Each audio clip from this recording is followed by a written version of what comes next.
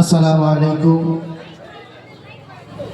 উত্তরাবাদ দক্ষিণ পাড়া যুব সমাজ কর্তৃক আয়োজিত তাফসিরুল কোরআনের মাহফিলের সূচনা লগ্নে এখন বক্তব্য রাখবেন হযরতুল আল্লাহ মাওলানা হাসিবুর রহমান সাহেব বেলেঘাটা।